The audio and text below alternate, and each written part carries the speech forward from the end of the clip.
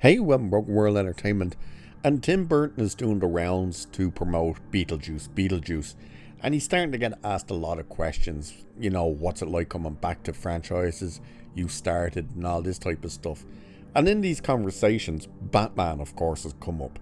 And he talks about the differences between filming 89 Batman and Batman Returns. He even drops in a bit of the Superman Lives story, and he's asked basically about a possible return to the genre. So could he return to do another Batman? And of course, with Michael Keaton returning as Batman in The Flash, and he was going to appear in Batgirl and a couple of other things. I think he was even meant to be, or was it just Ben Affleck? I think he was also meant to be with Ben Affleck in Aquaman. Can't quite remember whether that was the case. But he gives his honest responses. This is Tim Burton now.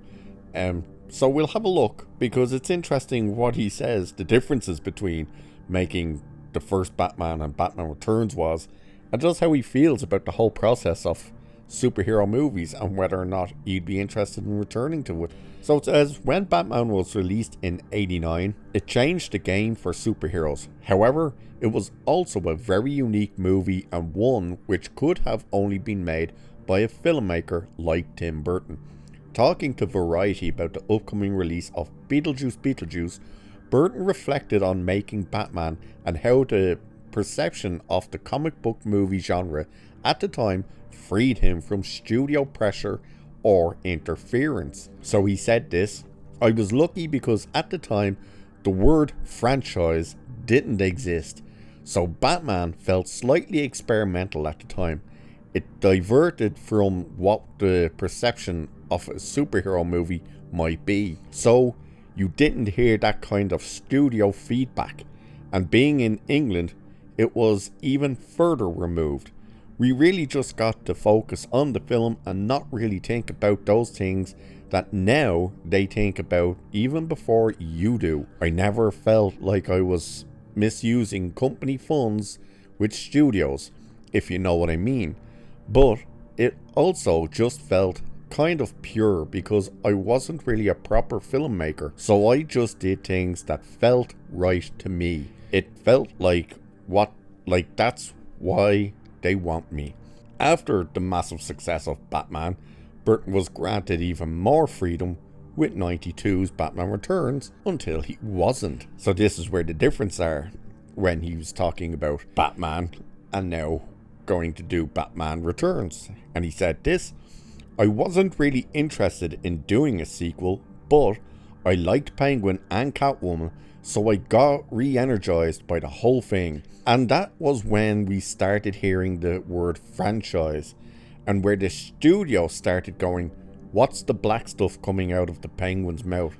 It was the first time the cold wind of that kind of thing came upon me." So he's talking immediately, all of a sudden the studio became interested in the process about what's going on. Why is that there? What's that stuff? Who's this character? How many things can we get done? You know, they're starting to chime in, which was also one of the reasons he actually walked away from Batman Forever. He didn't like the story and stuff, and he didn't really want to do another one, and that's also why Michael Keaton walked away.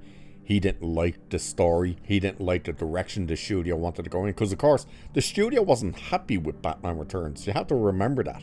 Even though it was a massive success and probably one of the best Batman movies of all time, the studio was actually very divided and unhappy with it because they said it was too dark. It was too dark of a story, which is why they went ultra bright and all those neon lights and stuff with Batman Forever and Beyond. Not Batman Beyond, you know what I mean? Batman and Robin after that. So he then gets onto, this is also what played a role in Superman Lives, why that didn't come. So it says, studio interference also played a role in why his and Nicolas Cage's Superman Lives never came to function, admitting it's quite traumatic. I just tried to focus on things and I feel strongly about, he admits, it's quite traumatic to work on a movie that doesn't happen. I just try to focus on things that I feel strongly about and get rid of all the noise surrounding them. So they're clearly it was the studio had way too much input coming in for that movie, and it just fell apart. You should also really check out John Schnepp's The Death of Superman Lives. That documentary, that's a good documentary. Recommend that for the late great John Schnepp. So this is where then they bring up the question, of course, of, well, you're doing sequels now. Any chance, you know? So it says, following his return to make a Beetlejuice sequel, the trade wondered whether Burton would tackle another superhero project. This is what he said. At the moment, I would say no. Like I said, I come at things from different points of view, so I would never say never to anything, but at the moment, it's not something I'd be interested in. So he is ruling out for now a return. Now, of course, people will say, well, how would he return? It's like under James Gunn and stuff now, and they're doing Batman Brave and the Bold and stuff. We also know there's meant to be Elseworld movies that can possibly happen. We're still waiting for the Batman Part 2, which there was an update, which I'll probably do a video on that over the weekend or so. Because they really seem to be going at a snail's pace to try and make that thing happen. But currently, and it seems to be more so that his hesitation to return to the superhero genre is the studio interference, that the studio they're so invested now in these things that there's no way you would get this hands-off approach from the studio. You know, they wouldn't just hand you the reins and go, have at it, do what you do best. They're going to be constantly throwing in notes and saying, no, we need more of this, or we need less of that, or change that, or make this look like that instead of that. And you know yourself, that's what it would end up becoming. But I think it would be great to see at least one more Tim Burton and Michael Keaton outing as Batman. Who wouldn't want that?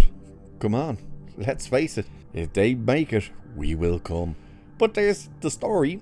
So you're hearing it's really kind of studio interference that started his distaste for doing these type of franchises, and it seems like it's studio interference that would keep him away currently.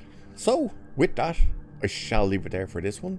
Like, share, subscribe. Cheers, and I'll catch you in the next one. I'm not going to kill you. I want you to do me a favor. I want you to tell all your friends about me. What are you? I'm Batman.